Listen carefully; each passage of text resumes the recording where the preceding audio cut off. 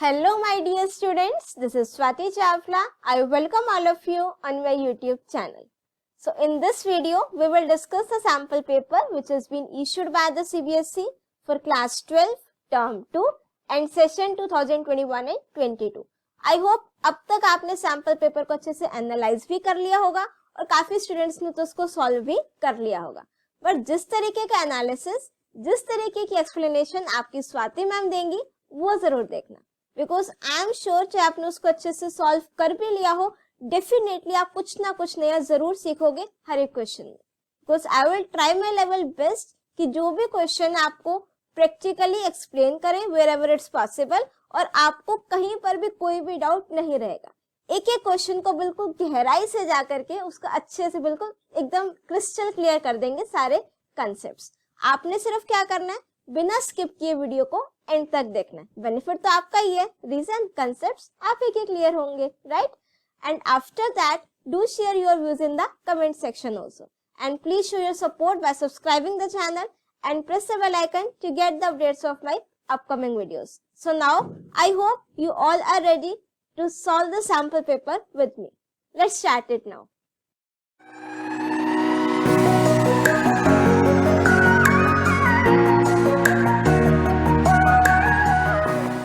Now before starting solving the sample paper, सबसे पहले marks distribution को discuss कर लेते हैं. This is the blueprint for term 2 which has been issued by the CBSE, right? जो आपकी 3 यूनिट्स हैं, that is unit 1 computational thinking and programming 2, जिसमें से आपका सिर्फ क्या आएगा बेटा, data structure, that will be of 5 marks. Computer networks 10 marks. Database management, इसमें आपके 2 चैप्टर्स हैं बेटा, MySQL commands and interface Python with MySQL। Collectively this is of 20 marks. तो 20 प्लस 10 30 प्लस 5 35। तो आपका जो टोटल टर्म 2 का एग्जाम होगा, till now it will be subjective, this will be of 35 marks plus जो इसकी टाइम ड्यूरेशन रहेंगी that will be 2 hours and believe me it will be more than enough. ऐसा आपको बिल्कुल नहीं लगेगा कि पेपर लेंथी है, राइट? अब इंस्ट्रक्शंस देखते हैं। The question paper will be divided into 3 sections, section A, B and C. In section A total 7 questions will be there और कितने मार्क्स के होंगे, 2 मार्क्स के। हाँ, कुछ जगहों पर सीबीएसई ने ऐसा जरूर किया है कि सपोज क्वेश्चन नंबर 2 में, लेट सपोज इन क्वेश्चन 2 उसके 2 पार्ट्स कर दिए, फर्स्ट एंड सेकंड, और दोनों को 1 मार्क का कर दिया, बट वो क्वेश्चन कलेक्टिवली कितने मार्क्स का हो गया, 2 मार्क्स का, राइट? सेक्शन बी में 3 क्वेश्चंस होंगे, it will be of 3 marks each. And in section C again 3 questions will be there, 11 12 13, और each question will be of 4 marks, right? Internal choices have been given for question number 7, 8 and then 12, right? यहाँ तक एकदम clear है। अब इसको देखो बेटे, ये जो एनालिसिस हमने सैंपल पेपर को देखकर ही इसको मैंने ड्राफ्ट किया है। डेटा स्ट्रक्चर्स आपका कितने मार्क्स का बेटा, 5 मार्क्स का, राइट? तो according to sample paper, see I am making this thing very clear, this is according to the sample paper which has been issued by the CBSE. जो आपका final means जो आपका board exam होगा उसमें कहीं ना कहीं इसमें आपको चेंजेस हो सकते हैं, ठीक है? अब चेंजेस क्या हो सकते हैं वो भी अभी बता देते हैं। डेटा स्ट्रक्चर्स आएगा तो 5 मार्क्स का ही, ठीक है? बट सैंपल पेपर की अगर हम बात करें तो इसमें से डेटा स्ट्रक्चर्स में से मेरे पास 2 क्वेश्चंस आए हुए हैं। एक क्वेश्चन है बेटा 2 मार्क्स का और एक क्वेश्चन है मेरे पास 3 मार्क्स का। 3 + 2 5 हो गया। तो इसमें से तो मानकर चलो डेटा स्ट्रक्चर में से 2 क्वेश्चन ही आएंगे, एक क्वेश्चन 2 मार्क्स का होगा और एक क्वेश्चन 3 मार्क्स का। जो आपको 3 मार्क्स का एक क्वेश्चन होगा उसमें आपको चॉइस भी गिवन होगी, राइट? हाँ, बस ये स्पेसिफाई नहीं किया सीबीएसई ने कि किन क्वेश्चंस में हम चॉइसेस देंगे, राइट? तो ये आपका हो गया टोटल 5 मार्क्स का। नेक्स्ट चैप्टर कंप्यूटर नेटवर्क्स, ठीक है? अब कंप्यूटर नेटवर्क्स में अगर मैं सैंपल पेपर की बात करूं तो there we are having total 3 questions. एक क्वेश्चन है बेटा 2 मार्क्स का, इसमें से आपका जो फुल फॉर्म वाला क्वेश्चन है that is of abbreviations, most important है। एब्रिविएशन का क्वेश्चन मानकर चलो पेपर में आएगा, प्लस एक वो केस स्टडी जो बिल्डिंग लेआउट वाले क्वेश्चंस है, definitely this will come in your board exam. तो एक क्वेश्चन है बेटा 2 मार्क्स का और इसमें से आपके 4 मार्क्स के 2 क्वेश्चन आएंगे, राइट? उसमें से एक क्वेश्चन में चॉइस होएगी और एक क्वेश्चन आपका विदाउट चॉइस है। This will be of total 10 marks. अब मैम ये 10 कैसे हो गए, कर दो फटाफट से काउंट। एक क्वेश्चन 2 मार्क्स का ये हो गया 2 प्लस 4 मार्क्स के कितने क्वेश्चन हैं 2, 4 और 4 8 और 2 10। नेक्स्ट मेरे पास थर्ड यूनिट है बेटा, that is database management system. इसमें आपका MySQL है plus connectivity, that is interface Python with MySQL। अब जो CBSE का ब्लूप्रिंट है बेटा, in that they have clearly mention collectively this unit will be of 20 marks. यहाँ पर ऐसा कोई सेग्रीगेशन नहीं किया कि 18 मार्क्स का आपका MySQL होगा और 2 मार्क्स का कनेक्टिविटी से क्वेश्चन आएगा, ठीक है। तो हम एज्यूम कर सकते हैं कि ये भी हो सकता है, प्लस थोड़े बहुत चेंजेस होंगे, ज्यादा नहीं, अगर हुए तो। अब अगर मैं बात करूं इन दोनों चैप्टर्स में से, तो आपका जो मेजॉरिटी है बेटा वो आपका आया हुआ है MySQL में से, ठीक है। Plus interface Python with MySQL को स्किप नहीं करना। जो स्टूडेंट्स कनेक्टिविटी से रिलेटेड प्रोजेक्ट बना रहे हैं, definitely it will gonna be help you in your viva also, practical also, ठीक है। प्रोजेक्ट ऑब्वियसली बहुत बढ़िया बन जाएगा। तो MySQL में से बेटा टोटल 7 क्वेश्चंस आए हैं। 2 मार्क्स की मेरे पास 4 क्वेश्चंस हैं, इसमें से एक क्वेश्चन में चॉइस है। 3 मार्क्स के मेरे पास 2 क्वेश्चंस हैं, प्लस 4 मार्क्स का मेरे पास एक क्वेश्चन है। तो MySQL में से टोटल 18 मार्क्स का है, और इंटरफेस पाइथन विद MySQL में एक क्वेश्चन है बेटा मेरे पास, और वो भी 2 मार्क्स का, ठीक है। तो ये आपका 2 मार्क्स का हो गया। कलेक्टिवली जो मेरी थर्ड यूनिट है, it is this is will be of 20 marks. तो अगर मैं इसको टोटल कर दूं 20 प्लस 10 30 प्लस 5 35, तो आपका जो टर्म 2 का पेपर होगा बेटा, that will be of 35 marks, ठीक है। हाँ, इसमें हम कह सकते हैं, हो सकता है कि 16 प्लस 4 हो जाए, इस तरीके से कुछ भी चेंजेस हो सकते हैं। रीजन देखो, मैंने यहाँ क्लियरली मेंशन कर दिया, subject to change as it is strictly according to the sample paper issued by the CBSE, क्योंकि जो ब्लूप्रिंट CBSE ने दिया that is unit wise, but जो हमने the analysis which I have drafted here, it is just based on the sample paper. तो हाँ, आप इसको एज ए ब्लूप्रिंट जरूर मान करके चल सकते हो अपने प्रिपरेशन के लिए। And those who have not started the preparation yet, पहले प्रायोरिटी देना बेटा MySQL, ठीक है। MySQL की कमांड्स हैं, बहुत अच्छे से कर लो। इसमें आपका साइड बाय साइड ये यूनिट भी कवर हो जाएगी। फिर आप नेटवर्किंग उठा सकते हो, एंड एट द एंड आप डेटा स्ट्रक्चर्स को कर सकते हो, राइट। अब करें सैंपल पेपर स्टार्ट सॉल्व। चलिए, आई होप अब आपको एक क्लियर लेआउट जरूर मिल चुका है, राइट। नाउ सी दिस बेटा,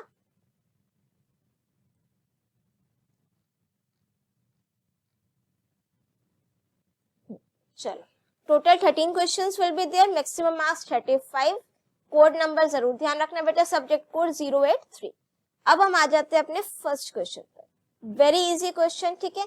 डेटा स्ट्रक्चर्स में से जो आपका आएगा बेटा, that is only stack. Give any 2 characteristics of stack. अच्छा, जब प्रिपरेशन करते हैं ना, तो side by side marking scheme को भी लेकर के चला करो। कितने मार्क्स का क्वेश्चन है बेटा, 2 मार्क्स का, तो और कितनी characteristics you have to write, 2 characteristics. तो व्हाट डज दिस मीन कि आपने सिर्फ 2 कैरेक्टरिस्टिक्स लिखनी है। अगर आप 3 लिख दोगे तो फर्स्ट 2 विल बी कंसीडर। अब अगर मैं स्टैक की बात करूं, तो I know this is my LIFO property. Stack जो हमारा किस पर बेस्ड होता है बेटा, LIFO प्रॉपर्टी पर। LIFO means last in first out, last in first out. अब स्टैक का मतलब क्या होता है, जब मैं एक के ऊपर एक कुछ भी रख रही हूँ, right. Suppose I am having so many books, ये मैंने फर्स्ट बुक रखी, इसके ऊपर एक और बुक रख दी, इसके ऊपर एक और, इसके ऊपर एक और, इस तरीके से। तो मैं सबसे पहले कौन सी उठाऊंगी, जो लास्ट में रखी होगी, तो last in first out, right. अब जैसे मैरिजेस में भी आप लोग खाना खाने जाते हैं, डिनर करते हैं, प्लेट्स रखी होती है एक के ऊपर एक, वो भी आपका क्या फॉर्म होता है बेटा, स्टैक। बट डिनर प्लेट लेने के लिए आप एक लाइन में खड़े हो, तो दैट इज योर क्यू, ठीक है। तो लास्ट इन फर्स्ट आउट। अब नीचे से तो प्लेट नहीं निकालोगे ना, सारे गिर जाएंगे, ठीक है। इतने समझदार तो तुम लोग हो ही नहीं। तो सबसे पहले कौन सी प्लेट उठाओगे, जो सबसे ऊपर होगी, राइट। तो लास्ट इन फर्स्ट आउट, ये हमारा किस पर बेस्ड है बेटा, stack. This is the most important property of stack. Second है बेटा मेरे पास insertion and deletion happens at one end, and that is known as the top of the stack. Queue में तो मेरे पास देखो 2 एंड होते हैं, फ्रंट एंड और रियर एंड, मींस एक से इंसर्शन होता है, एक से डिलीशन होता है। But in stack we are having only the one end, and that end is known as the top end. अगर मुझे एलिमेंट को इंसर्ट करना है, इंसर्ट मींस एलिमेंट को पुश करना, तो आप किससे करोगे, from the top of the stack. वहीं अगर मुझे एलिमेंट को रिमूव करना है तो वो भी आपका कहां से होगा, from the top end, right, and that operation is known as pop. Operation जरूर ध्यान रखना बेटा, स्टैक का पुश, पॉप, पीक, इन सब से रिलेटेड भी क्वेश्चन डेफिनेटली आ सकता है।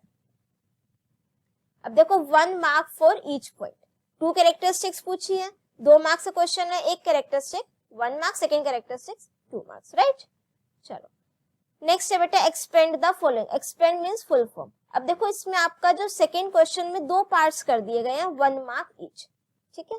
SMTP simple mail transfer protocol, XML extensible markup language. Extensible की स्पेलिंग बहुत ध्यान से देखो, SIBLE, EX, right, extensible markup language and simple mail transfer protocol. You know what, जितने सारे क्वेश्चंस इसमें आपके आए हैं ना सैंपल पेपर में, सारे के सारे अगर आप मेरी प्लेलिस्ट चेक करोगे, everything is there.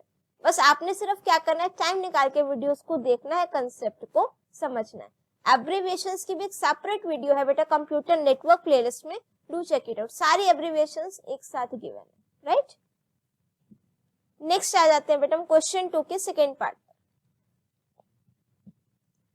Out of the following which is the fastest wired and wireless transmission media.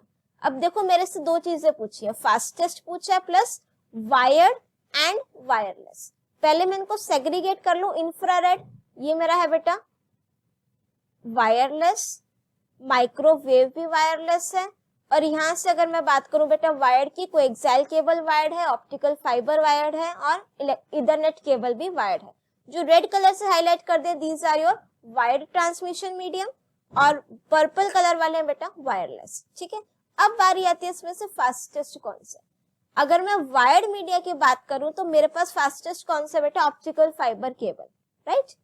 अगर हम वायरलेस की बात करें, वायरलेस में जो फास्टेस्ट है बेटा दैट इज सैटेलाइट,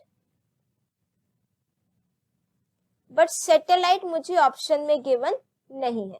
अगर सैटेलाइट ऑप्शन में गिवन होता तो डेफिनेटली आप वायरलेस में क्या लिखते, फास्टेस्ट में सैटेलाइट, बट सैटेलाइट गिवन नहीं है, इंफ्रारेड और माइक्रोवेव, तो इसमें से जो आपका फास्टेस्ट है दैट इज माइक्रोवेव, राइट। अब जरा हम यहाँ पर आ जाते हैं, वायर्ड में बेटा मुझे गिवन है ऑप्टिकल फाइबर और वायरलेस में माइक्रोवेव।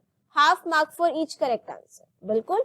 इसमें आपसे 2 चीजें पूछी, कलेक्टिवली क्वेश्चन 1 मार्क का है, बट 2 चीजें पूछी हैं तो that means half plus half. Next आता है बेटा मेरे पास differentiate between char and varchar data type with respect to database, right. अब इसमें एक काम कर लेते हैं हम, यस। अब देखो मेरे पास जो डेटा टाइप्स है, जब हम MySQL की बात करते हैं तो char and then varchar, right.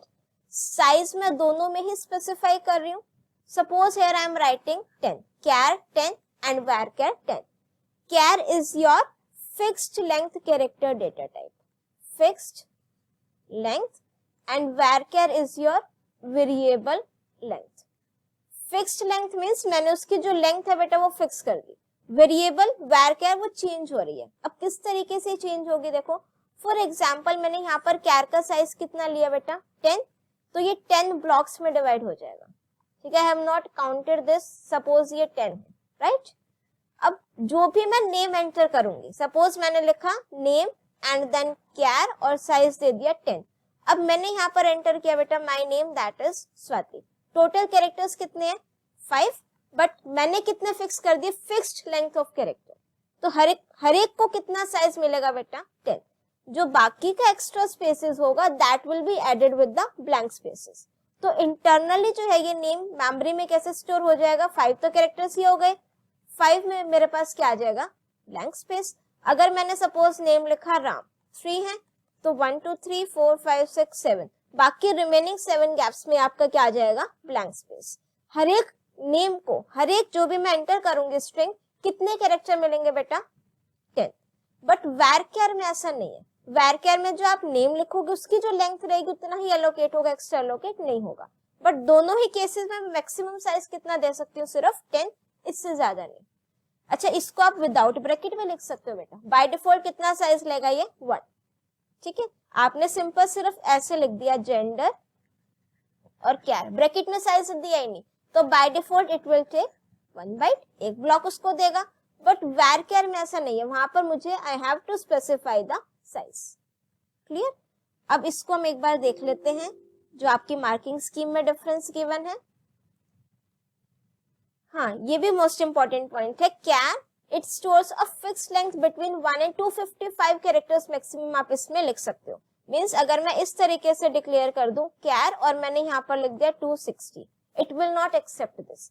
क्यों? क्योंकि मैंने मैक्सिमम कितना साइज लिख दिया 260, but it can accommodate only 256 characters, 255 from 1 to 255।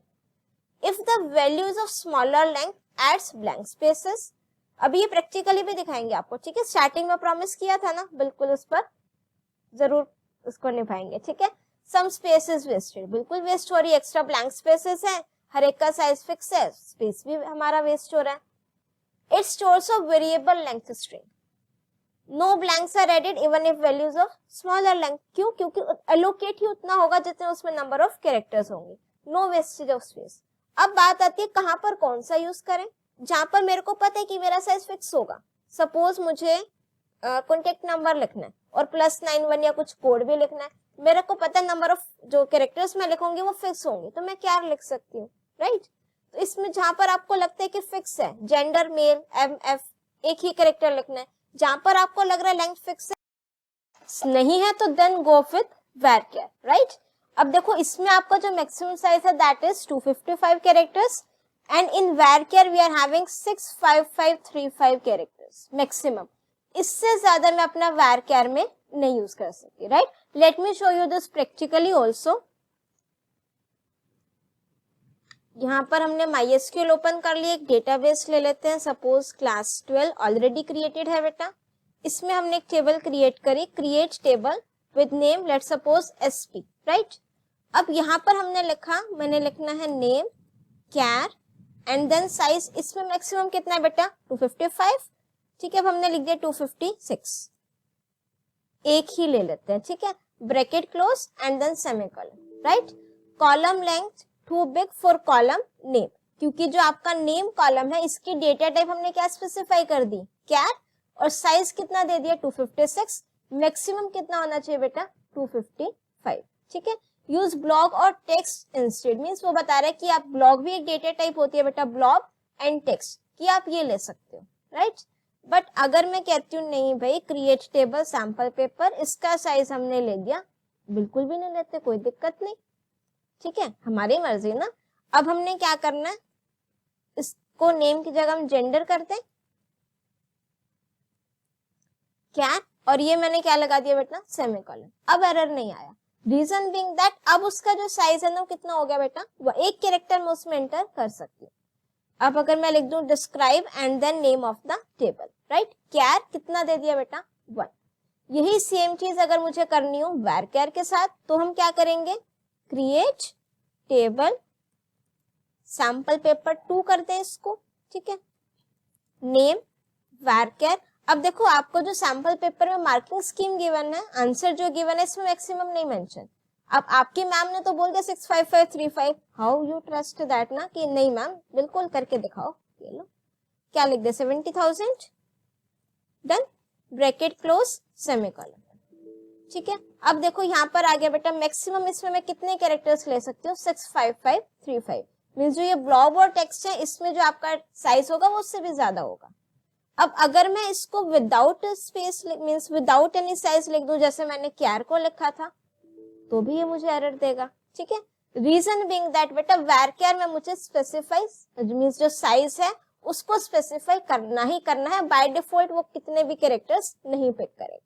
हाँ एक चीज कॉमन है दोनों ही केसेस में, क्या, जितना मैक्सिमम साइज दे दिया उससे ज्यादा हम कैरेक्टर यूज नहीं कर सकते, राइट। चलो नाउ नेक्स्ट, ये आपका क्वेश्चन है बेटा interface Python with MySQL, connectivity वाला जो चैप्टर है। A result set is extracted from the database using the cursor object that has been already created by giving the following statement. My data equals to cursor dot fetch 1. Fetch 1 मेरा एक record fetch करेगा बेटा, right. How many records will be returned by fetch 1 method? कितने records return होंगे 1. What will be the data type of my data object? इसकी data type, means if I am applying fetch one function तो मुझे किस type की value return करके देगा, वो टपल टाइप की, ठीक है। एक रिकॉर्ड मेरा एक टपल की फॉर्म में होता है। अगर मैं बात करूं तो here we are having how many functions, 3, fetch all, fetch many and fetch one, right. एक रिकॉर्ड मैंने क्या बोला, एक टपल की फॉर्म में होगा, तो फेच वन में कितने रिकॉर्ड फेच हो रहे हैं, 1 रिकॉर्ड, तो किसकी फॉर्म में होगा, टपल की फॉर्म में। फेच मैनी, एक से ज्यादा रिकॉर्ड फेच हो रहे हैं, होंगे तो एक रिकॉर्ड एक टपल की फॉर्म में, बट कलेक्टिवली किस में हो जाएंगे बेटा, वो लिस्ट ऑफ टपल की फॉर्म में। Let me show you this also practically. फटाफट से एक बार हम क्या करते हैं, एक न्यू फाइल ओपन कर लेते हैं, इससे आपका कनेक्टिविटी भी थोड़ा सा एक्सप्लेन हो जाएगा, ठीक है, रिवाइज हो जाएगा। import mysql डॉट कनेक्टर, यहाँ पर आपने एक कनेक्शन ऑब्जेक्ट क्रिएट किया, mysql dot connector dot connect. इसमें आपको आर्ग्यूमेंट्स लेने हैं, कौन कौन सा ले लें, host, this is my local host and user name is root. Password में आपको एंटर करना है बेटा mysql का पासवर्ड, इट्स 1 2 3 4 5, राइट। डेटाबेस जिससे आपको कनेक्ट करना हो,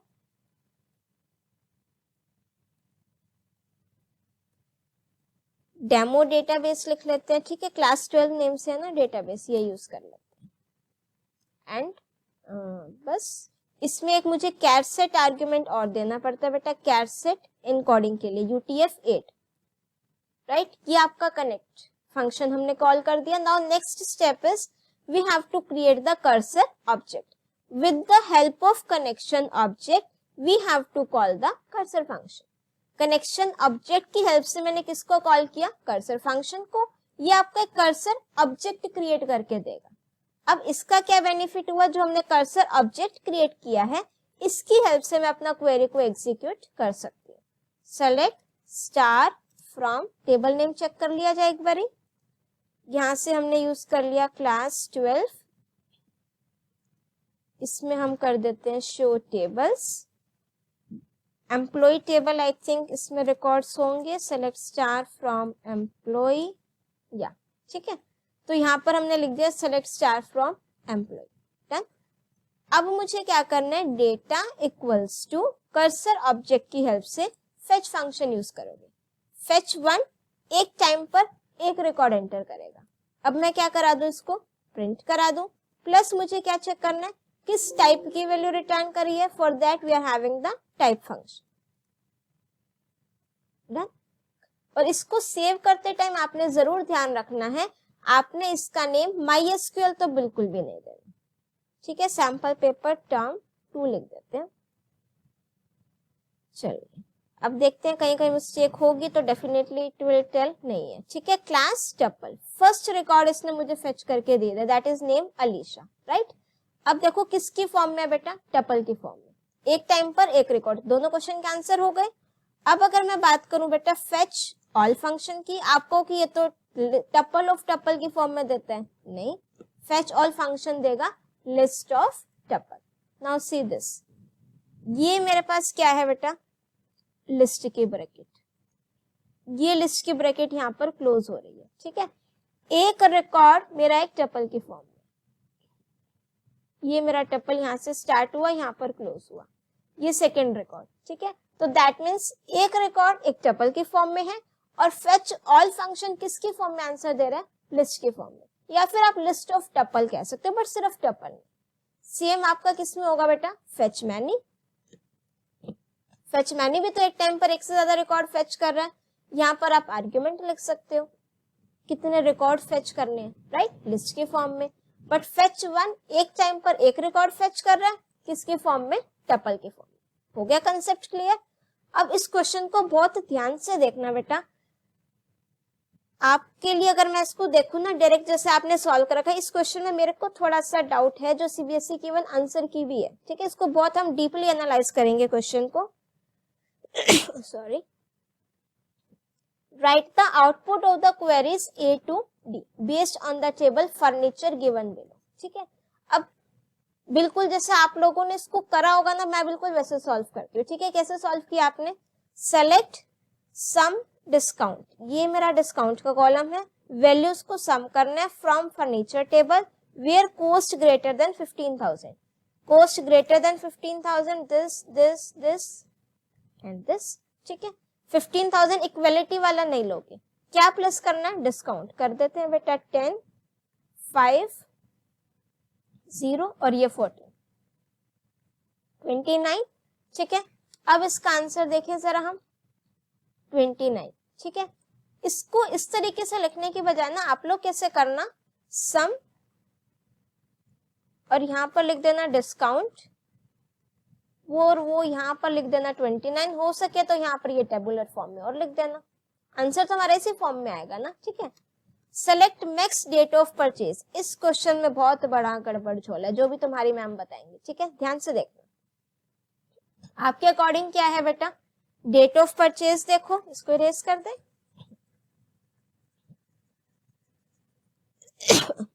डेट ऑफ परचेज, ये डेट ऑफ परचेज है, ठीक है। अब आप लोग क्या कर रहे हो, कौन सा देखना है, मैक्स, मैक्स में आपने क्या चेक करा, मैक्सिमम ईयर देखोगे, 2021 मेरे पास एक ये है और एक ये है, मैक्सिमम वैल्यू कौन सी है, 19 जुलाई 2021, ये आपका आंसर आ गया, ठीक है। अब इस क्वेश्चन के अगर थोड़ी सी मैं डीप में जाऊं, सोच कर देखो, जब ये टेबल क्रिएट की हुई होगी, ध्यान से देखना बेटा, ये आपको किसी ने नहीं बताया, जो आपके स्वाति मैम बता रही है, ठीक है, ध्यान से सुनना। जो आप जब इस टेबल को हम क्रिएट करेंगे तो आपका जो एक कॉलम है डेट ऑफ परचेज, जब मैं इसका डेटा टाइप स्पेसिफाई करूंगी तो या तो मैं क्या स्पेसिफाई कर सकती हूँ, डेट, दो ऑप्शंस है ना बेटा मेरे पास, क्या क्या, या तो मैं डेट डेटा टाइप स्पेसिफाई करूंगी, या फिर मैं क्या कर सकती हूँ, वैर कैर या कैर जो आपने लिखना, ठीक है।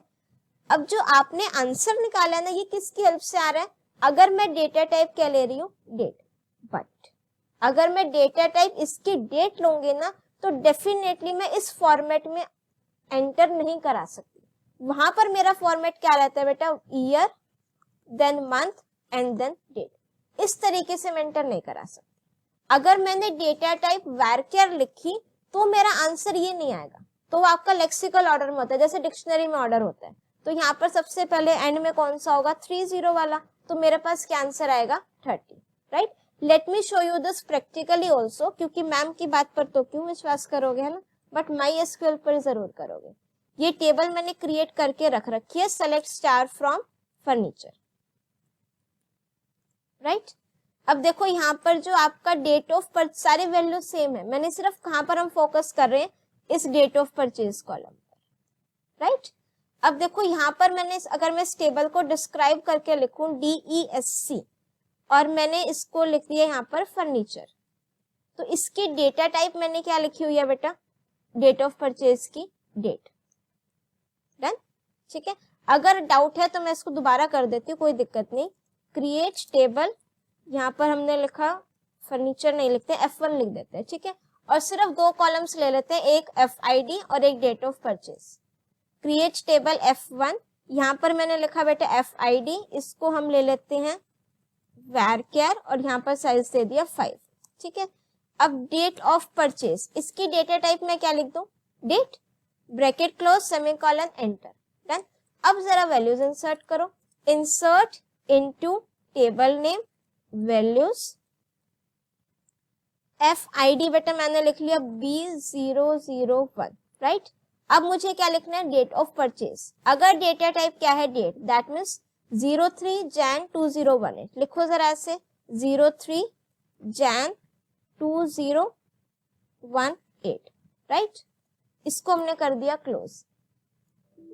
अब देखो क्या आ रहा है बेटा, incorrect date value, reason being that, जो अगर मैं किसी डेटा टाइप, किसी कॉलम की डेटा टाइप को डेट लिख रही हूँ ना, तो मैं इस फॉर्मेट में वैल्यू एंटर नहीं कर सकती, ठीक है। मुझे कौन सा फॉर्मेट देना है बेटा, ईयर मंथ और डेट, दैट मीन्स मैं क्या दे दूं, 2018 ईयर, फिर मैंने दे दिया मंथ और फिर मैंने दे दी डेट।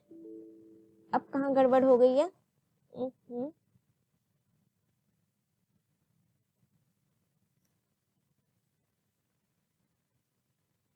इसको मुझे करना है 1, ठीक है।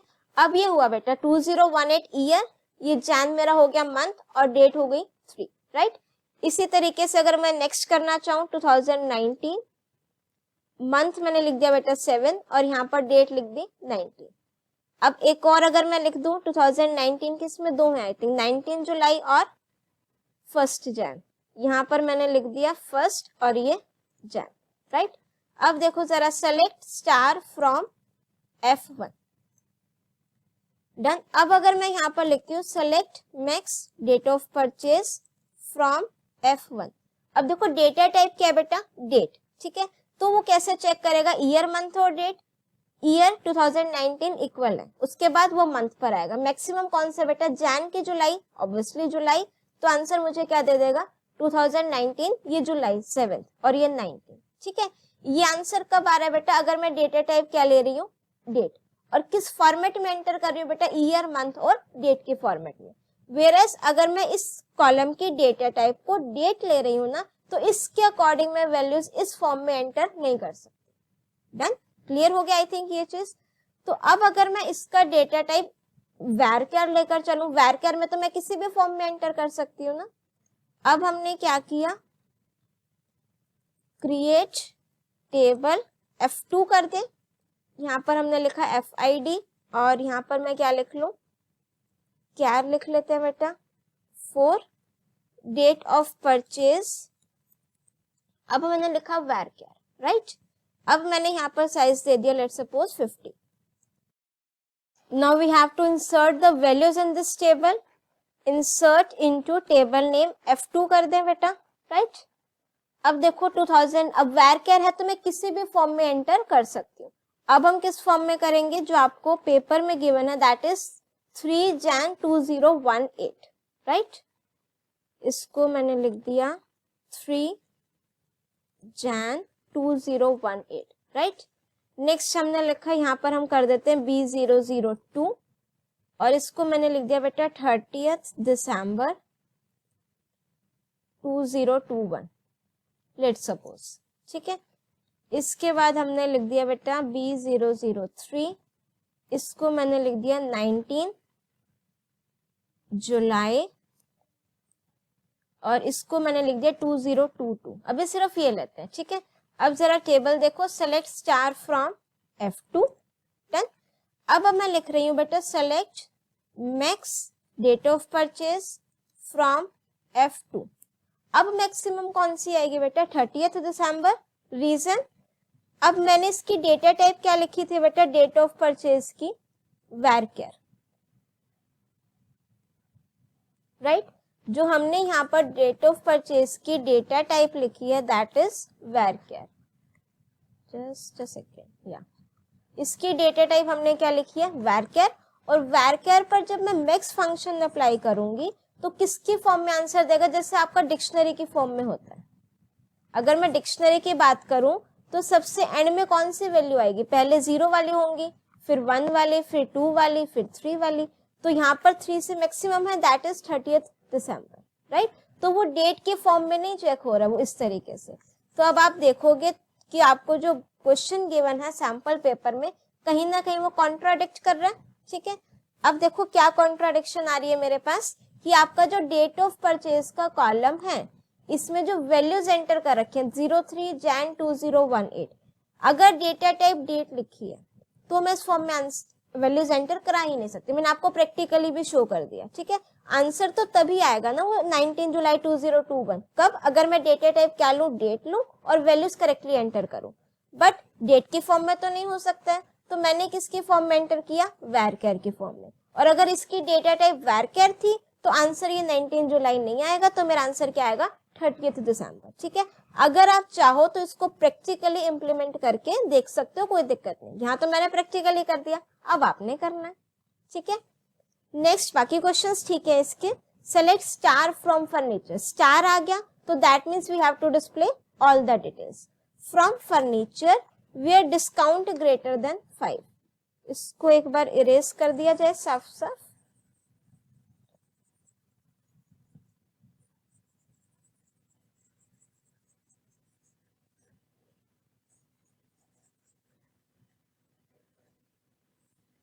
Yes, right. अब मुझे सारे डिटेल्स चाहिए। वेयर डिस्काउंट ग्रेटर देन 5, कहां कहां पर डिस्काउंट 5 से ग्रेटर है, this, this and then this record, right. And में कंडीशन गिवन है, एंड मीन्स दोनों कंडीशंस ट्रू होनी चाहिए। FID लाइक T%, FID ये मेरा FID है, और क्या कह रहे बेटा लाइक T%, इसको टिक कर लें पहले, greater than 5, this one and this one, ठीक है। FID like T%, T% means जो स्टार्ट T से हो रहे हो, आगे कुछ भी हो, ऐसे कौन से मेरे पास 2 रिकॉर्ड्स हैं। अब आपने देखना क्वेश्चन की अगर मैं बात करूं, एंड गिवन है बेटा, एंड मीन्स दोनों कंडीशन ट्रू हो तब आंसर आएगा। अब चेक करो जरा ऐसे कौन कौन से रिकॉर्ड हैं। ये डिस्काउंट ग्रेटर देन 5 तो है, बट T से नहीं स्टार्ट हो रहा, ये T से स्टार्ट हो रहा है तो डिस्काउंट वाली वैल्यू नहीं मिल रही है, इसमें मेरे पास दोनों आ रही है, तो एक रिकॉर्ड मेरा डिस्प्ले होगा, दैट इज T006 वाला, ठीक है। यहाँ पर ना बेटा कॉलम के नेम्स नहीं ऊपर मेंशन कर रखी, आप लोग एग्जाम में जब इसको अटेम्प्ट करो तो ये कॉलम के नेम्स लिखना बेटा, FID name, date of purchase, cost, discount, और फिर ये वैल्यूज लिखना, ठीक है। नेक्स्ट हम आ जाते हैं बेटा 4th, select date of purchase from furniture, where, name in dining table और कंसोल टेबल, इसको क्लियर कर दिया जाए। अब जो आपका नेम है वो किस में है बेटा, डाइनिंग टेबल और कंसोल टेबल था आई थिंक,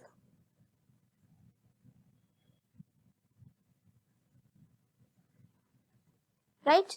ये हमारा डाइनिंग टेबल का हो गया, ये कंसोल टेबल का हो गया। अब मुझे क्या डिस्प्ले कराना है, इसकी डेट ऑफ परचेज, बिल्कुल ये 10 मार्च 2020 और 17 नवंबर 2019, डन। अब हम नेक्स्ट आ जाते हैं बेटा question number 6, which command is used to view the list of tables in a database. एक डेटाबेस में मैं काफी सारी टेबल्स क्रिएट कर सकती हूँ।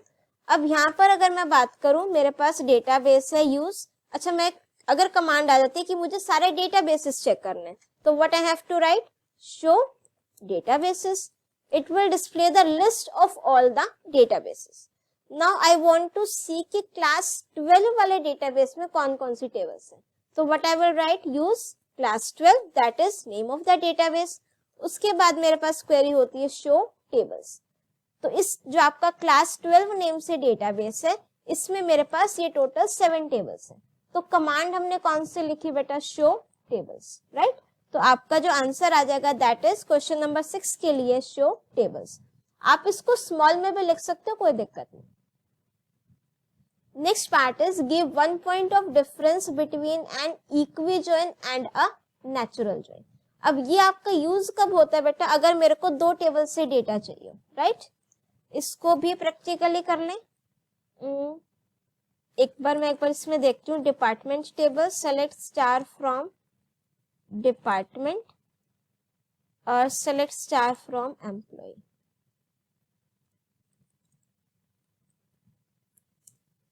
है कोई कॉलम सेम नहीं है।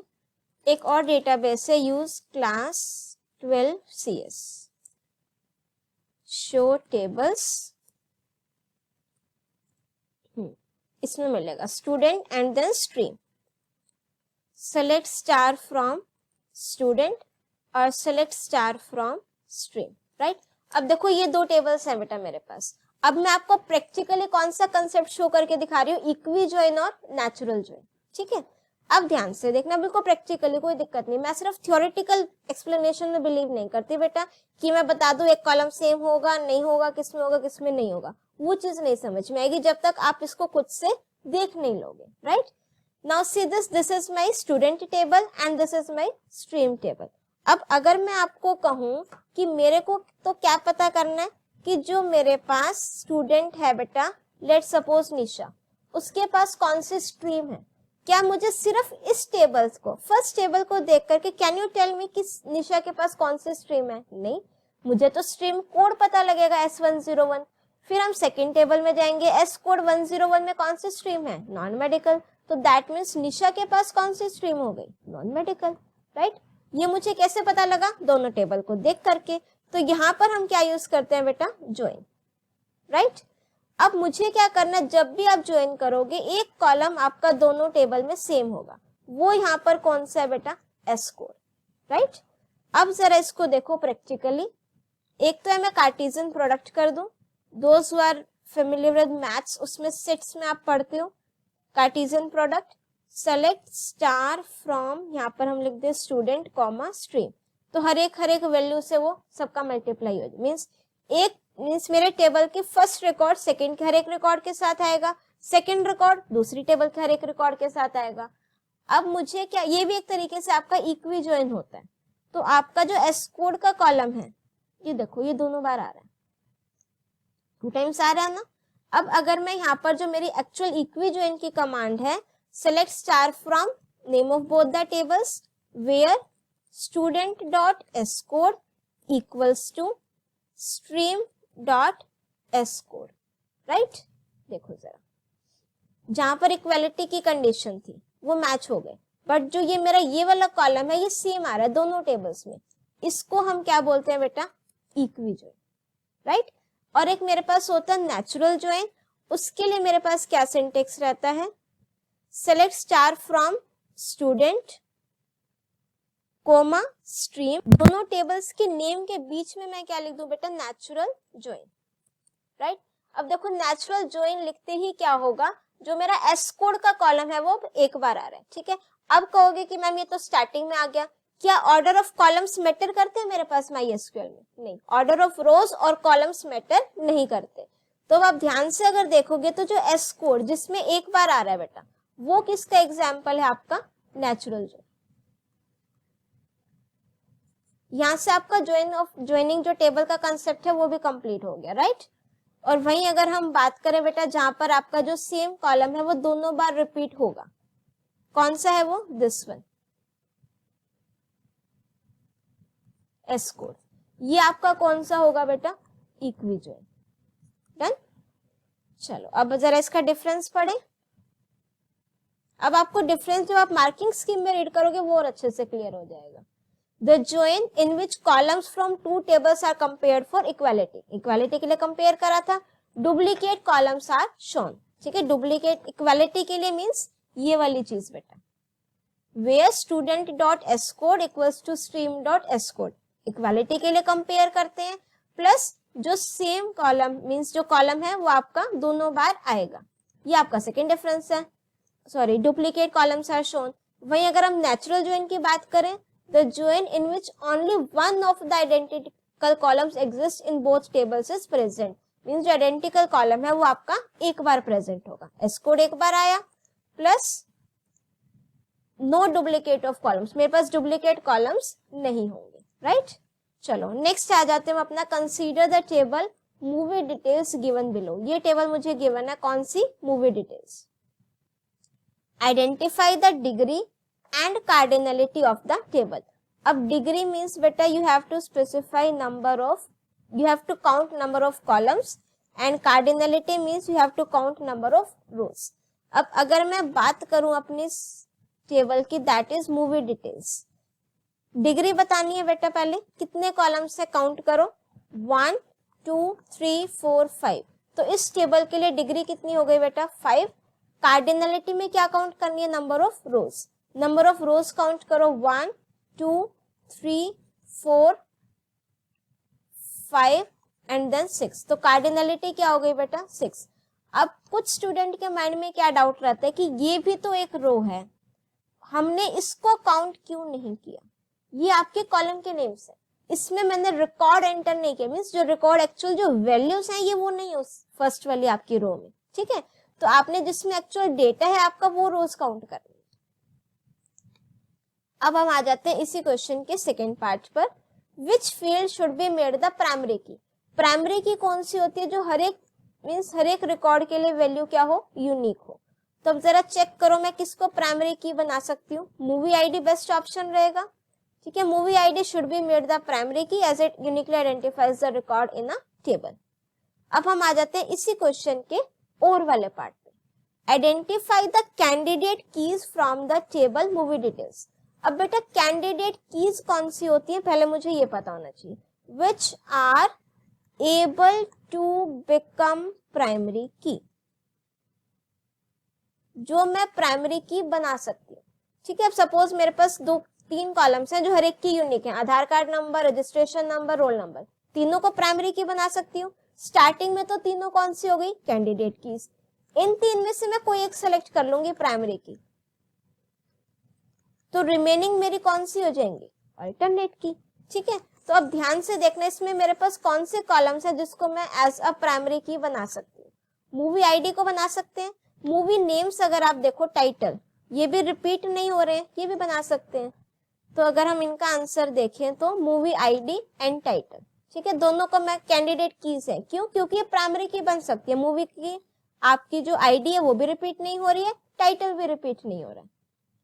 नेक्स्ट आता है बेटा मेरे पास, consider the table schedule given below, which field can be considered as the primary key tables this.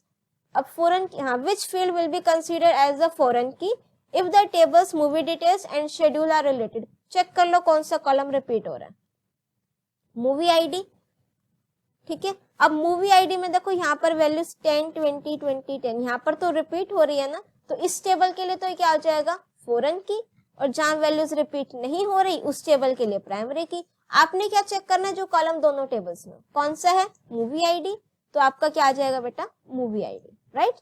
अब यहाँ तक आपका 7 क्वेश्चन तक जो है मेरे पास सेक्शन ए कंप्लीट हो चुका है। Now let's move on to our section B. इसमें आपके कितने मार्क्स वाले क्वेश्चंस हैं, 3 मार्क्स के। प्रैक्टिकल एग्जीक्यूट करेंगे, चाहे वीडियो थोड़ी सी लंबी हो जाए, ठीक है, बट आपको कंसेप्ट एकदम क्लियर होना चाहिए। Now let's understand this question first, that is question number 8. This one, right? Julie has created a dictionary containing names and marks as key value pairs of 6 students. Write a program with separate user-defined functions to perform the following operations. इन दो के लिए आपने user-defined functions लिखने हैं, ठीक है। Push the keys, that means name of the student आपने push करना है into a stack where the corresponding value, that means marks is greater than 75, means जिसके मार्क्स अबव 75 हैं उनका आपने क्या पुश करना है, नॉट 65 दिस, राइट। उनके आपने क्या पुश करने हैं, कीज, दैट मींस नेम्स, और pop and display the content of the stack.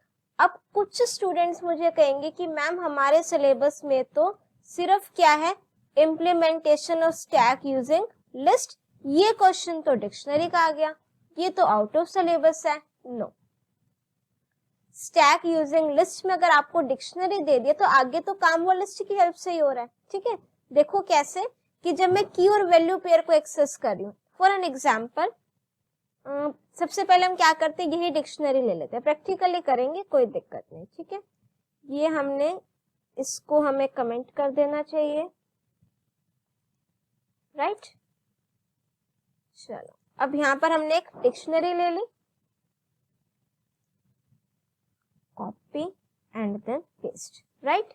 अब मुझे क्या करना है बेटा, सबसे पहला काम देखो, जिसमें मार्क्स अबव क्या हो 75, पुश द कीज, पुश करनी है क्या, name of student of the dictionary into a stack where the corresponding value marks is greater than 75। तो अगर मैं अपना यहाँ पर फॉर लूप लगा दूं, for I in are if, अब आई में बेटा मेरे पास क्या आ रही है, कीज, तो अगर मैं आर ऑफ आई लिख दूं तो मेरे पास वैल्यू आ जाएगी। जिसको डाउट है उसके लिए हम एक बार क्या ओपन कर देते हैं, अपना पाइथन शेल। ये मेरे पास एक डिक्शनरी है, ठीक है। अब मैंने क्या लिखा, डिक्शनरी का नेम आर, और ब्रैकेट में मैंने क्या लिख दी बेटा, की, जे नेम से की है मेरे पास। तो अब मैं एंटर प्रेस करूंगी तो मुझे उसकी क्या मिल रही है, वैल्यू। तो that means name of dictionary, इसी से इसको सिंप्लीफाई कर दो, मीन्स कंपेयर कर दो, आर डिक्शनरी का नेम आई। जब मैं डिक्शनरी पर फॉर लूप लगाऊंगी तो मेरे पास क्या आएंगी, कीज। तो आर ऑफ आई लिखते ही मेरे पास क्या आ रही है, वैल्यूज ग्रेटर देन 75। इतना हुआ क्वेश्चन, समझ में आया बिल्कुल। इसको मुझे अब क्लोज कर देना चाहिए, ठीक है। Push the keys, name of the student of the dictionary into a stack, that means एक स्टैक ले लिया जाए। अब मैं क्या ले लेती हूँ यहाँ पर, लिस्ट, राइट, एम्प्टी लिस्ट, या फिर आप कह सकते हो स्टैक मैंने यहाँ पर ले लिया। अब मुझे क्या करना है, इसको पुश करना है। क्या क्या पुश करना है, नेम, नेम किसमें बेटा मेरे पास, की, दैट मींस आई। अब पुश फंक्शन मुझे डिफाइन करना पड़ेगा, कहीं पर भी डिफाइन कर लो, ये तो सिर्फ हमने कॉल किया है। डेफ, यहाँ पर मैंने लिख दिया बेटा पुश, 2 आर्ग्यूमेंट्स पास कर रहे हैं, कोई भी दो ले लो, जरूरी नहीं है एस टी और आई ही लेना है, कोई भी ले सकते हो। अब स्टैक में एलिमेंट ऐड करने के लिए लिस्ट का नेम डॉट अपेंड फंक्शन और जो एलिमेंट ऐड करना है, हो गया लिस्ट में ऐड। अब मुझे क्या करना है बेटा, पॉप करना, pop and display the content of the stack, और स्टैक के एलिमेंट को क्या करना है, डिस्प्ले कराना है। अब देखो डिस्प्ले तो मैं 1 बाय 1 कराऊंगी, कब तक कराएंगे, जब तक स्टैक एम्प्टी नहीं हो जाता, व्हाइल ट्रू। अब मैंने क्या चेक किया, इफ, अब देखो या तो आप यहाँ पर length of S T not equals to 0 लिख दो, मीन्स जब तक उसमें एलिमेंट है मुझे क्या करना है, पॉप करना है। पॉप करते टाइम तो सिर्फ लिस्ट पास कर दूं, एलिमेंट बाय डिफॉल्ट लास्ट वाला पॉप होगा। तो यहाँ पर एक हम अपना पॉप फंक्शन भी डिफाइन कर दें, जिसमें मैंने सिर्फ क्या पास कर दी, लिस्ट, और प्रिंट वहां पर करा देते हैं, यहाँ पर मैं सिर्फ रिटर्न करा देती हूँ, return S T dot pop. Pop name से मेरे पास इनबिल्ट फंक्शन है लिस्ट में, अगर मैं यहाँ पर आर्ग्यूमेंट नहीं दूंगी बाय डिफॉल्ट वो लास्ट एलिमेंट को डिलीट करेगा, और प्लस वो मुझे रिटर्न करके भी देगा। तो जो एलिमेंट रिटर्न करेगा उसको मैं यहाँ प्रिंट करा देती हूँ, प्रिंट पॉप एस टी, और सेकेंड मुझे चाहिए एंड आर्ग्यूमेंट स्पेस देकर। डन। अब इसको एग्जीक्यूट करते हैं, कोई मिस्टेक होगी तो हमारा पाइथन बता देगा। Tom, Anu, Bob and Om, check करें जरा, ये आना चाहिए टॉम, अनु, बॉब और ओम, ठीक है। अब अगर हम इसका देखें सॉल्यूशन, इसमें भी कोई दिक्कत नहीं, ये भी एक्सप्लेन कर देते हैं, ठीक है। बाकी मैंने आपको सिंप्लीफाइड फॉर्म में एग्जीक्यूट करके दिखा दिया। नाउ से दिस आर इक्वल्स टू, एक डिक्शनरी ले ली थी, ये हमने भी ली, पुश फंक्शन डिफाइन करा, एस और एन, एस क्या बेटा मेरे पास लिस्ट, और एन जो एलिमेंट मुझे अपने लिस्ट में ऐड कराना है, पुश करा दिया। पॉप के टाइम पर देखो क्या किया, ये पॉप फंक्शन यहाँ पर कॉल किया। आप यहाँ से देखो बेटा, स्टैक मेरी एम्प्टी लिस्ट है, ये चीज क्लियर कि जहां पर marks greater than equals to 75 है। एक बार क्वेश्चन देखें, push the keys of the dictionary into a stack where corresponding value that means marks is greater than 75। तो ग्रेटर देन 75 है, तो मेरे अकॉर्डिंग यहाँ पर इक्वालिटी का साइन नहीं आना चाहिए, ग्रेटर देन 75। अगर क्वेश्चन में होता ग्रेटर देन इक्वल्स टू 75 तो हम ये इक्वालिटी का साइन लिखते, ठीक है। तो पुश कर दिया हमने, व्हाइल ट्रू।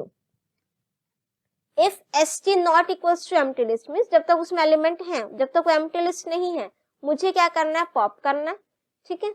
अब पॉप करते टाइम इन्होंने चेक कर लिया कि जो मेरी लिस्ट है वो एम्प्टी तो नहीं है, नहीं है तो पॉप कर दो, एलिमेंट रिटर्न हो जाएगा। अगर लिस्ट एम्प्टी हो गई है तो नन रिटर्न कर देगा, ठीक है। अदरवाइज यहाँ पर हमने क्या लगा दिया, ब्रेक, क्योंकि व्हाइल में तो मैंने क्या लिख दिया, ट्रू।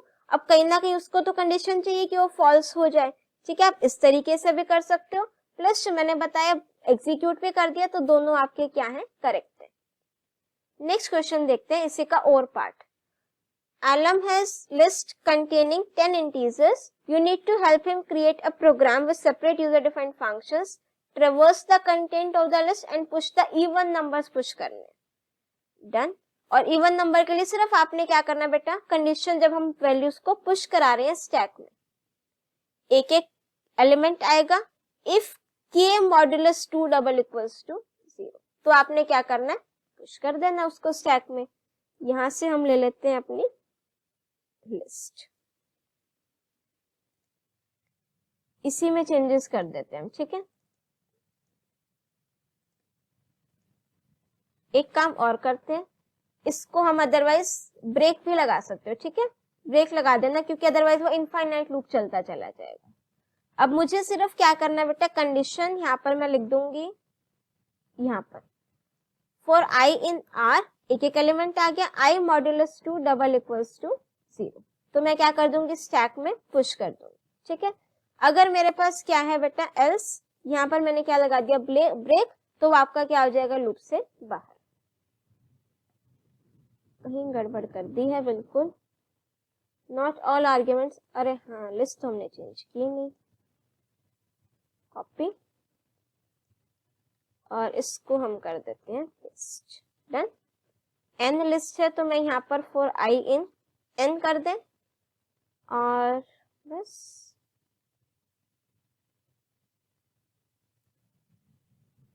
ठीक है। अब देखो मेरे पास जो इवन नंबर्स थे स्टैक में पुश हो गए थे, अब मैंने इसको 1 बाय 1 पॉप कर दिया, ठीक है। ये एल्स पार्ट जरूर लिखना बेटा, ब्रेक, अदरवाइज वो आपका इनफाइनाइट लूप चल जाएगा, ठीक है। चलो, I hope this question is also clear now. Question number 8। अब हम आ जाते हैं क्वेश्चन नंबर 9। क्वेश्चन नंबर 9 क्या कहता है मेरे को, a table item has been created in a database with the following fields, item code, item name, quantity and price. Give the SQL command to add a new field. अब mind में आ जानी चाहिए कि कॉलम ऐड करना कौन सी command use होगी, ऑल्टर कमांड। अब ऑल्टर कमांड माइंड में आते ही सिंटेक्स आ जानी चाहिए माइंड में, ठीक है। क्या कॉलम ऐड करना है, discount of type integer of item table.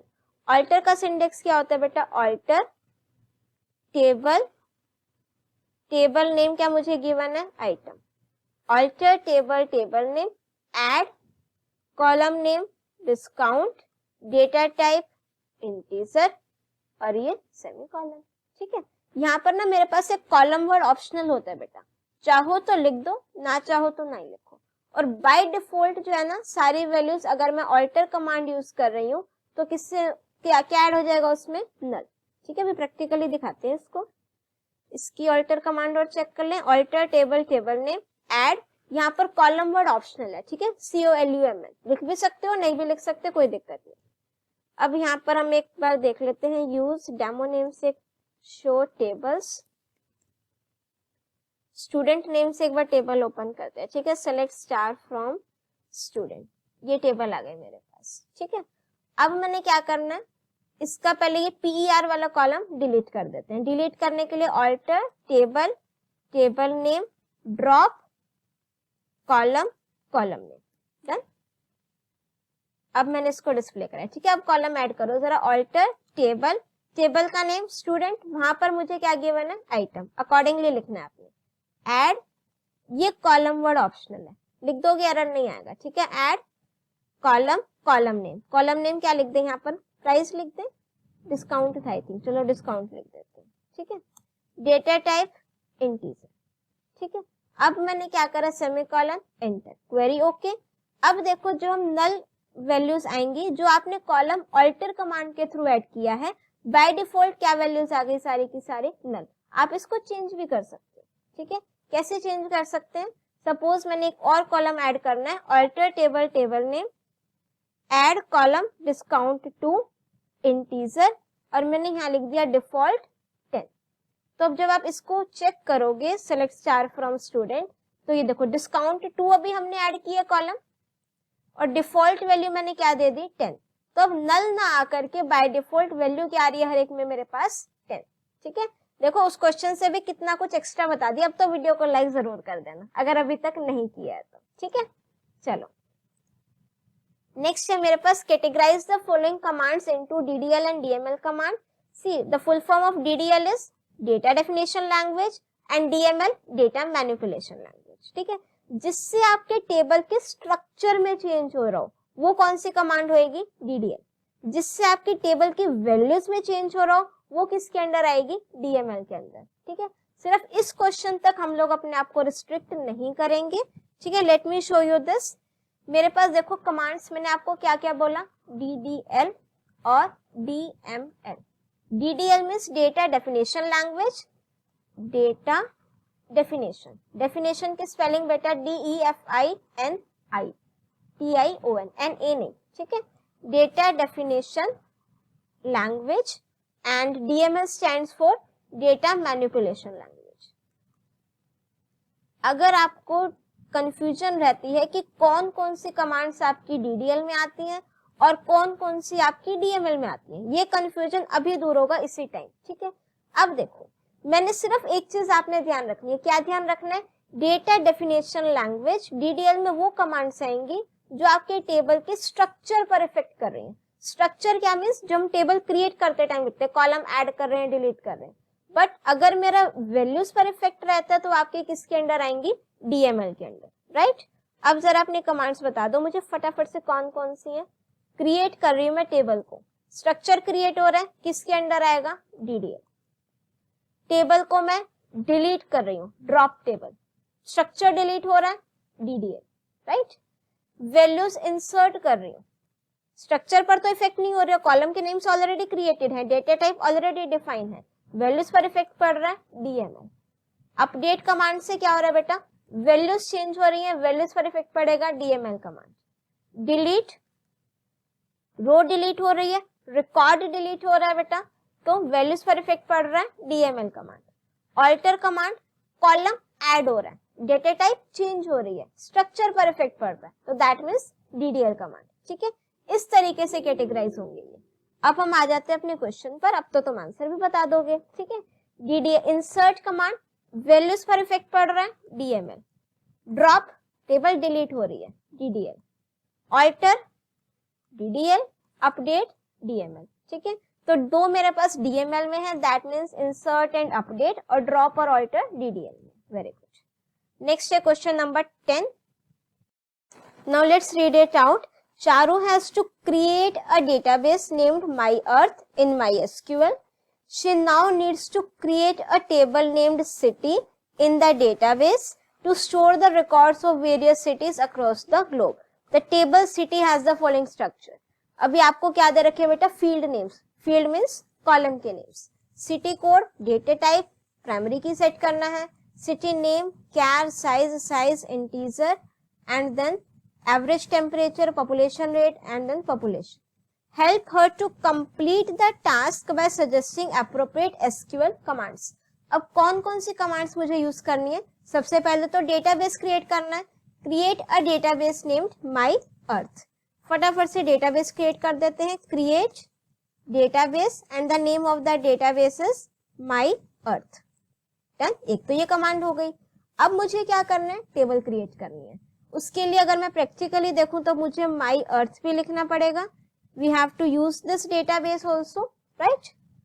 अब मुझे क्या करना है, she now needs to create a table named city.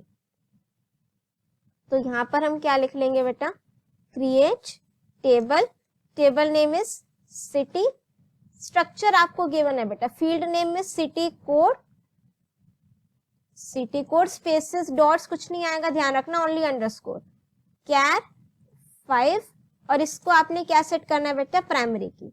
तो I just have to write here primary, space देकर लिखोगे की।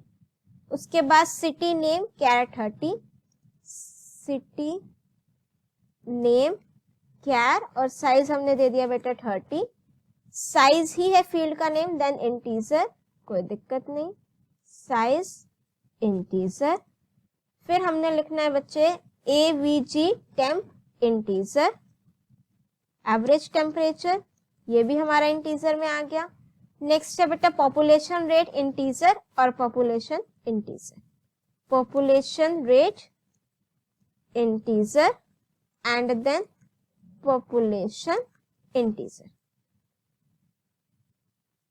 डन।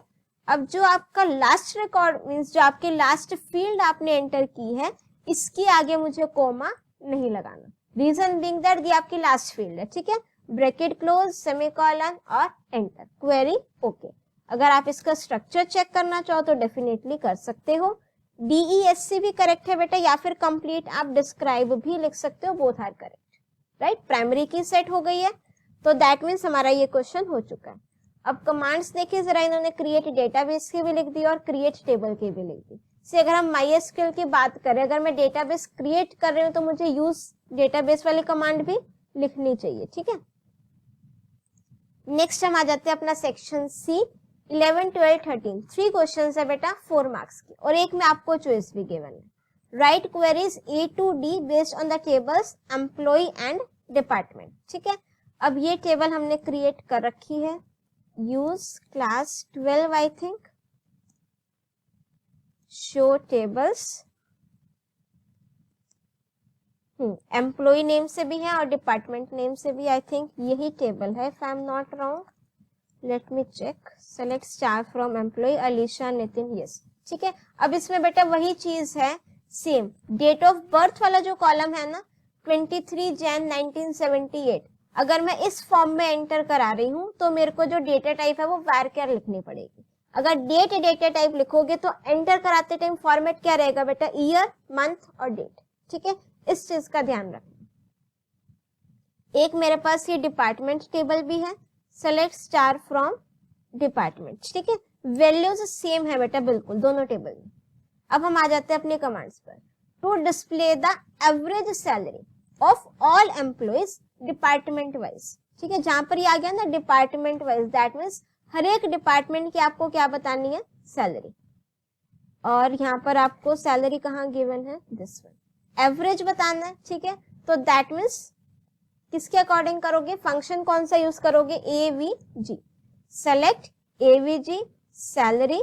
अच्छा एक चीज और देखो, तुम्हारी मैम 100% केसेस में तो नहीं कह रही, बट जहां पर आपको डाउट हो ना, जहां पर इस तरीके के वर्ड्स हो, department wise, according to department, या फिर वाइज वर्ड लिखा हुआ हो, कैटेगराइज ऐसा कुछ लिखा हो, वहां पर generally group by command use होती है, ठीक है। ईच वर्ड लिखा हो मीन्स होता है कि to display the average salary of all employees of each department, each word हो, वाइज वर्ड हो।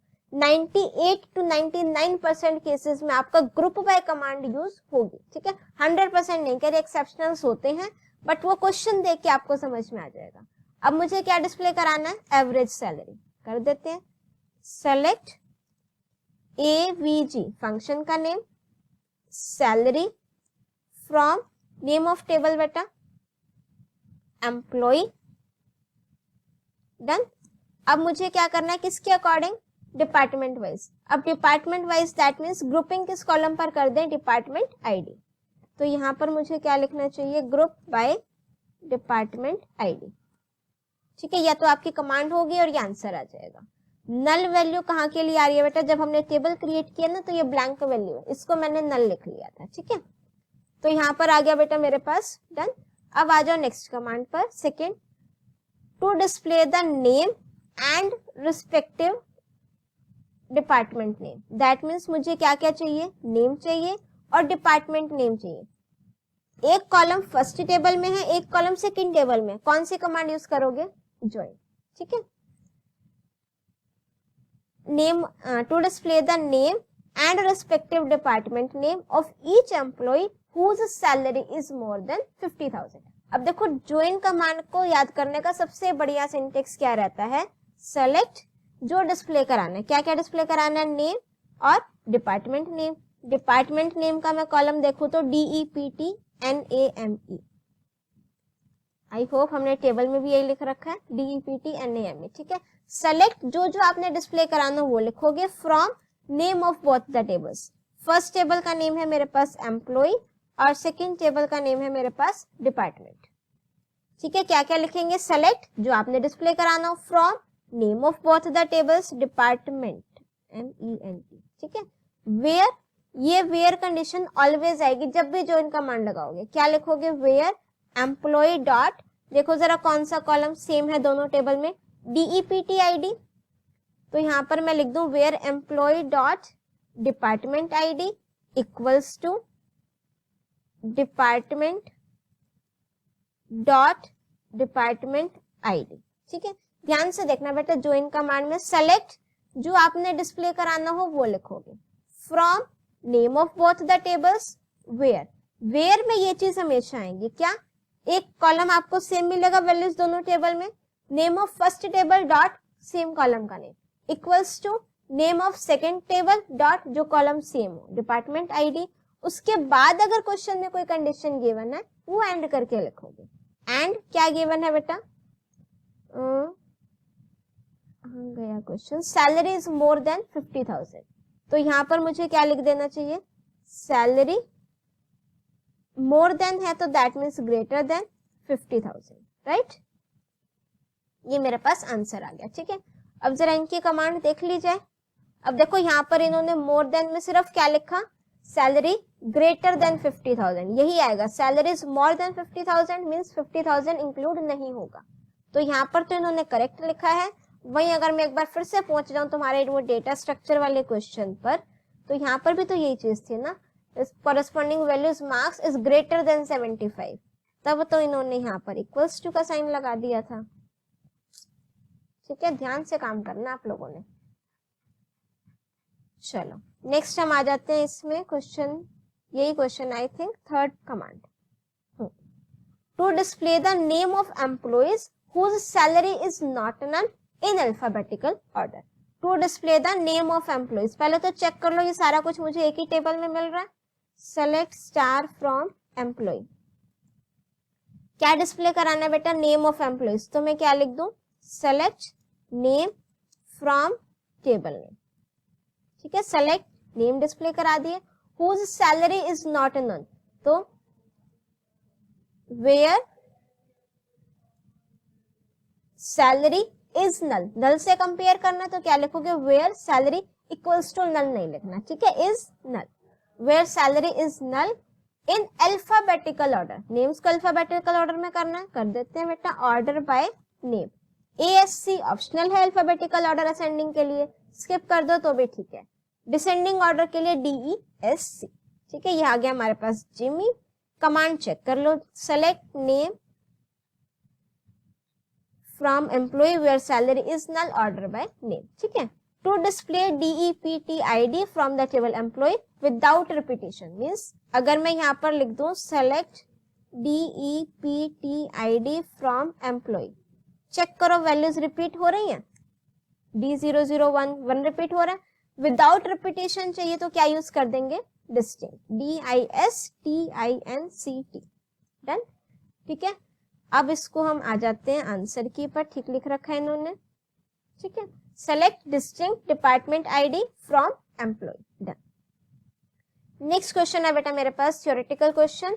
सी नेटवर्किंग के क्वेश्चंस के लिए एक सेपरेट वीडियो बनी हुई है, उसको कर लो, मोर देन इनफ क्वेश्चंस रहेंगे वो आपके। ठीक है, give 2 advantages and 2 disadvantages of star topology. Star topology में क्या होता है बेटा, मेरे पास एक मेन सर्वर होता है और ये मेरे सारे के सारे कंप्यूटर्स उसी से कनेक्ट होते हैं।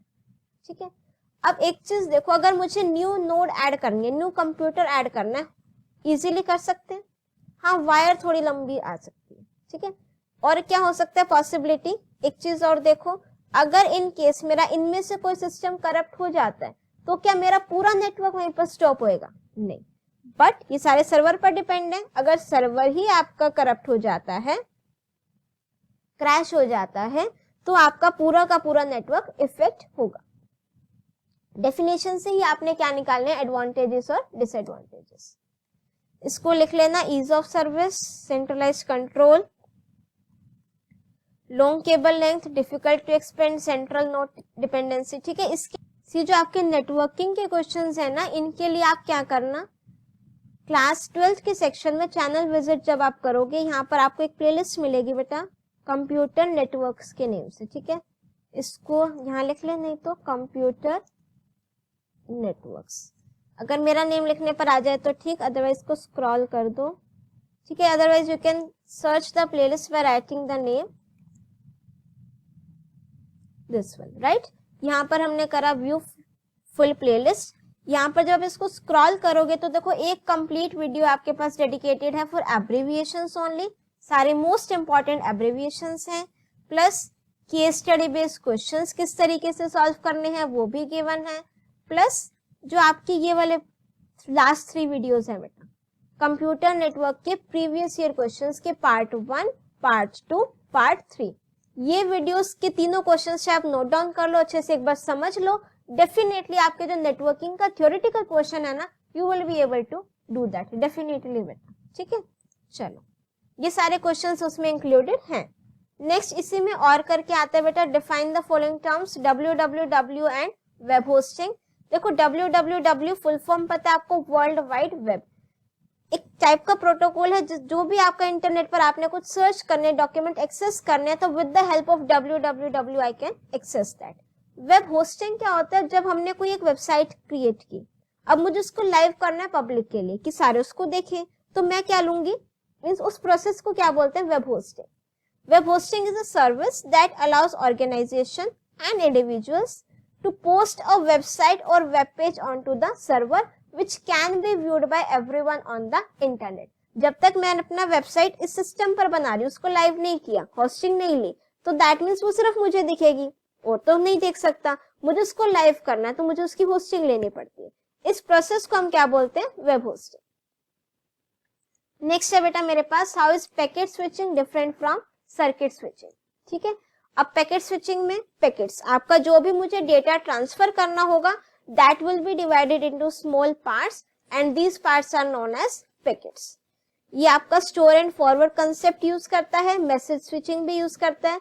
सर्किट स्विचिंग में आपका डेडिकेटेड पाथ डिफाइन हो जाता है। सपोज मुझे यहाँ से यहाँ तक डेटा सेंड करना है, पहले हम पाथ को एस्टैब्लिश करेंगे फिर डेटा सेंड करेंगे। बट पैकेट स्विचिंग में ऐसा कुछ नहीं है, फिजिकल आपका पाथ जो एक्चुअली हम उसको एस्टैब्लिश नहीं करते हैं, ठीक है। ये आपका सर्किट स्विचिंग है, फिजिकल कनेक्शन एस्टैब्लिश होगा सेंडर और रिसीवर के बीच में, फिर हम जो है वो डेटा ट्रांसफर करेंगे। It does not follow the store and forward concept, ठीक है।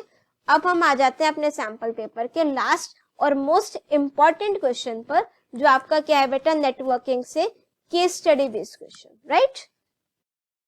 Now see this question, B happy corporation, कितना बढ़िया नाम है ना, ठीक है। B happy corporation has set up it's new centre at Noida, Uttar Pradesh, for its office and web based activities. It has 4 blocks of building. See, इस टाइप के जो क्वेश्चंस हैं वो आपको मिलेंगे इस वीडियो में, tips to solve this case study based questions. इसको जब आप वीडियो को देखोगे तो बिल्कुल अच्छे से बता रखे कि अगर ये क्वेश्चन आए तो आंसर किस फॉर्म में लिखना है, किस टाइप से क्वेश्चन आए तो आपने आंसर किस फॉर्म में लिखना है, right. Do check it out. अब देखो इस टाइप के क्वेश्चंस में आपको हमेशा 2 टेबल्स गिवन होंगी। 2 tables will be given to you.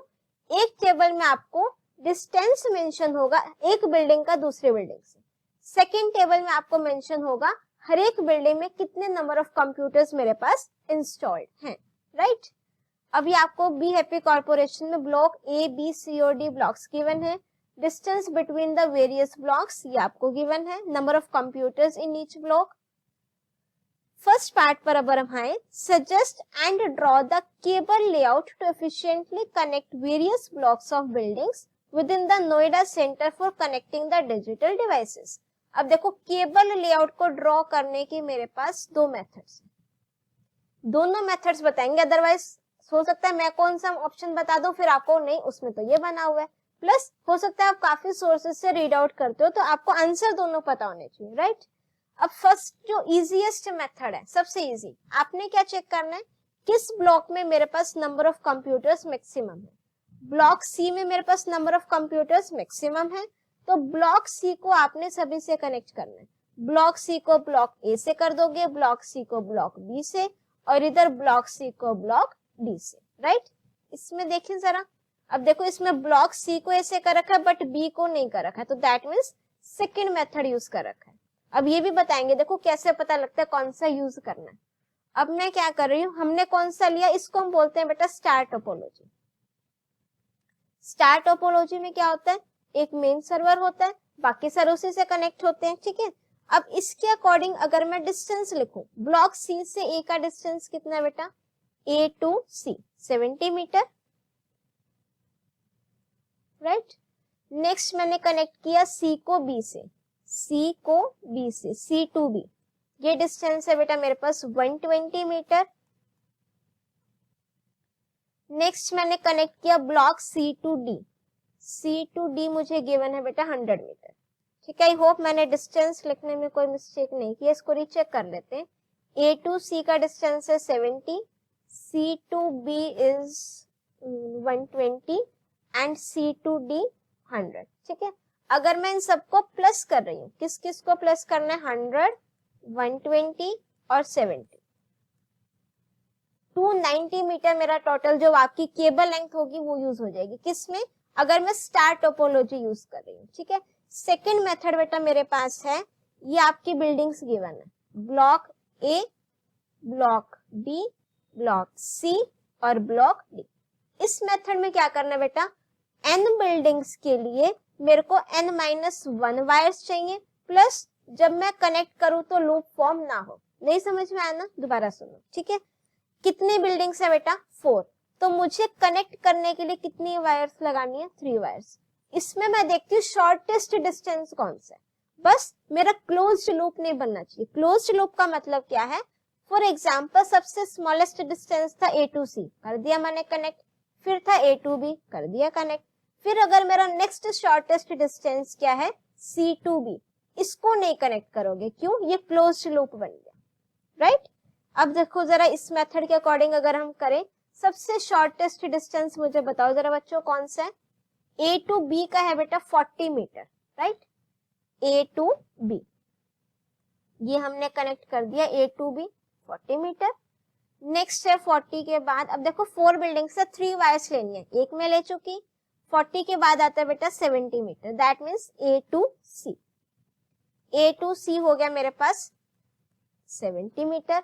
Next आप ले सकते हो 100 मीटर, 100 मीटर कहां से कहां तक है, C to D, ये हो गया बेटा 100 मीटर, राइट। अब देखो 3 वायर्स हो चुकी हैं, अगर C to B होता ना, मैं उसको स्किप करके नेक्स्ट वाला डिस्टेंस लेती।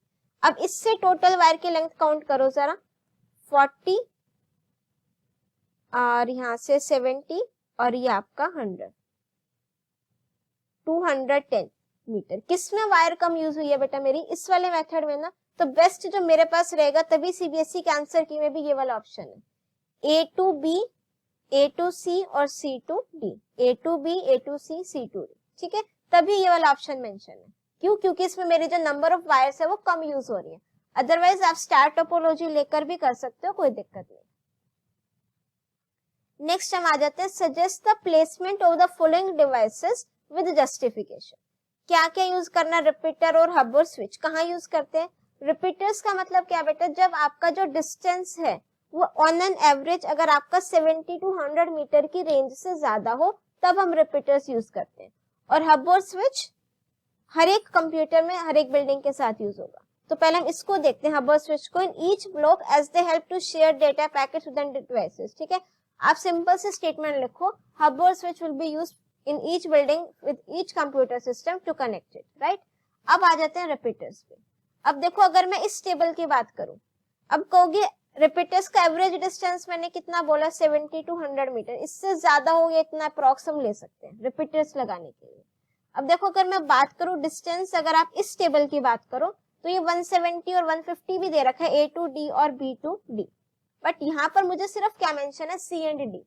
क्यों, क्योंकि जो A to D मेंशन है, क्या उसको मैंने यहाँ पर कनेक्ट किया, नहीं किया। आपने जब रिपीटर्स प्लेस करेंगे ना, आपने डिस्टेंस यहाँ से नहीं देखना कि जिसका 100 मीटर अबव है तो मैं A to D में भी कनेक्ट कर दूं, B to D में भी कनेक्ट कर दूं, नहीं। जो आपने केबल लेआउट बनाया है, इसमें चेक करोगे कि जिसका डिस्टेंस 100 मीटर अबव है वहां रिपीटर्स प्लेस होगा। अब अगर मैं इस वाले लेआउट की बात करूं, इसमें मेरे पास डिस्टेंस 120 मीटर है, तो block C to block B में रिपीटर्स यूज हो सकता है 120 मीटर। 100 को आप ऑन एन एवरेज में कह रही हूँ, ले भी सकते हो नहीं भी ले सकते, ठीक है। अगर मैं इधर की बात करूं तो मेरे पास 100 मीटर में कौन सा आ रहा है, सी टू डी। तो सिर्फ अब इसका आंसर हम देखते हैं, बिटवीन सी एंड डी। देखो इन्होंने ये वाला कंसीडर किया, तो सी एंड डी में मेरे पास 100 मीटर, राइट। तो रिपीटर्स यहाँ प्लेस होगा। ध्यान रखना बच्चों, ये मिस्टेक नहीं करना कि आप देखो A to D और B to D distance 100 meter से ज्यादा, रिपीटर्स प्लेस कर दो। बच्चे हमने तो यहाँ पर इसको कनेक्ट ही नहीं किया, ठीक है।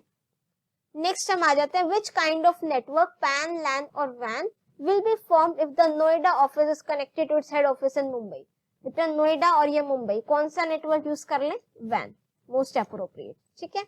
नेक्स्ट है बेटा लास्ट मेरे पास, which fast and very effective wireless transmission medium should prefer, देखो fast should be used to connect the head office at Mumbai with centre at Noida.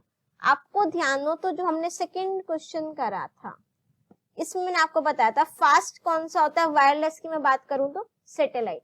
वो मुझे ऑप्शंस में गिवन नहीं था तो मैंने माइक्रोवेव लिखा था, बट यहाँ मैं अपना आंसर क्या लिखूंगी बच्चे, सैटेलाइट।